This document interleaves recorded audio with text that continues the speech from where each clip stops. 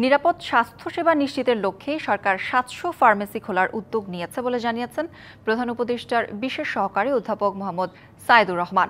নিম্ন আয়ের মানুষের উন্নত স্বাস্থ্যসেবা নিশ্চিতে সরকারের এই উদ্যোগ বাস্তবায়নে ফার্মাসিস্টদের এগিয়ে আসার আহ্বান জানান তিনি।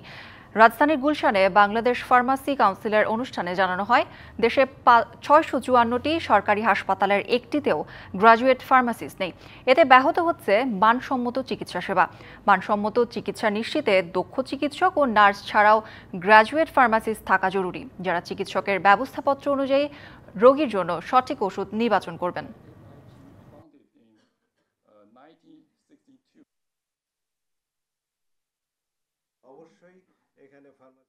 ক্যারিয়ার প্ল্যানিং এর ক্ষেত্রে ফার্মাসি, হসপিটাল ফার্মাসি এবং কমিউনিটি ফার্মাসিকে মাথায় নিতে পারতে হবে।